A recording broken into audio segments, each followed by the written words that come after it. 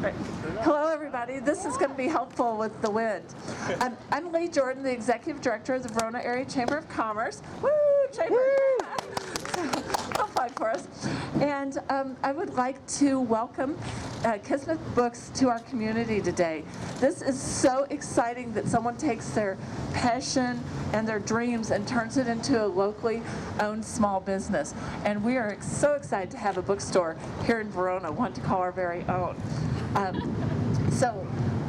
I think I can speak for the residents of Verona and the entire chamber in welcoming you to the community. We look forward to a long partnership with you and wishing you all the success for this next year and years to come. So we look forward to a very, very long, prosperous partnership with you. Congratulations, Ryan.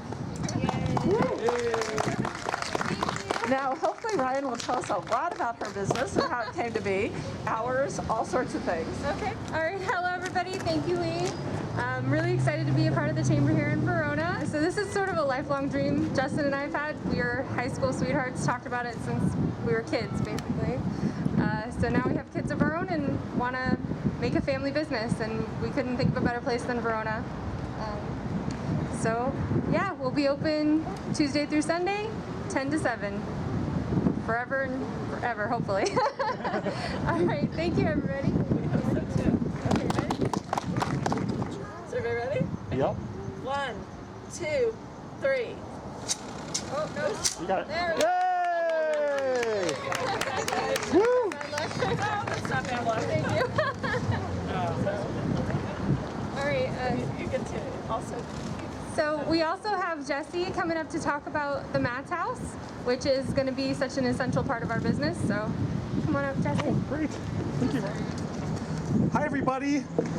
Good to see you all. I'm Jesse Charles from your Verona Area Historical Society, and we're here to celebrate new beginnings. You usually think of a historical society as being people who look backwards, but today we're here to celebrate new beginnings, that of another wonderfully unique Verona business, the beginning and launching of a dream for Ryan and her family in Kismet Books, and also the opening of a new chapter in the long historic life of this wonderful building.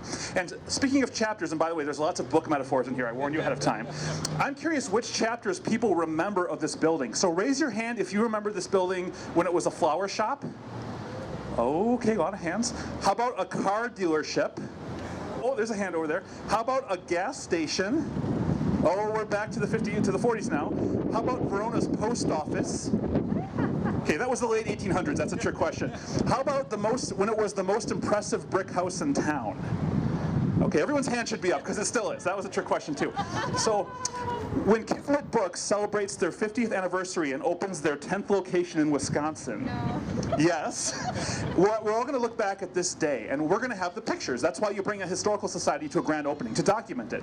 Another reason we're here today is to do something long, long, long overdue, which is to put and unveil a historical marker on the Matt's House.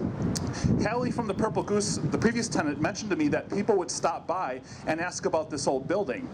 And when people ask about an old building story, they're really asking about your town story. Buildings like this don't show up and exist in a vacuum. They're intimately tied to the fabric of your community.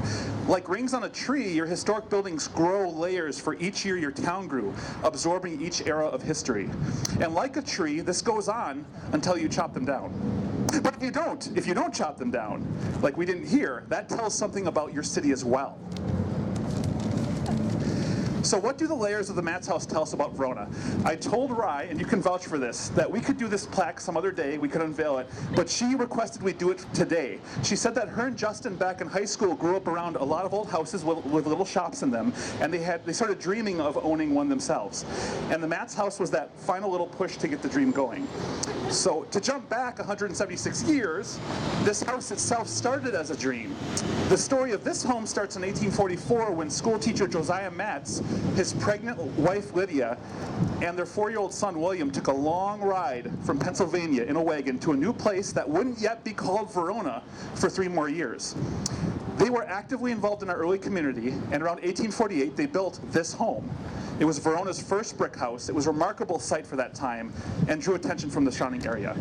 Now, both Verona and the Matz family grew in the coming years. William, the little boy, he grew up, and with his cousin Jesse Myers, who lived on the land where the new high school is being built, joined 100 other Verona area men who enlisted in the Union Army during the Civil War. They fought, those two, fought in many battles, were captured by the South, and were held prisoner for several months before returning home. And some of their descendants are here today. Raise your hand if you're a descendant of William Matz. So we have some Matz family, so that continues in Verona to today. The Matz family was also very active in early Verona. They ran our post office out of the Matz house. They helped organize our Baptist church, which still stands today, and they provided land for the new railroad in 1880 and our first town cemetery in which they rest.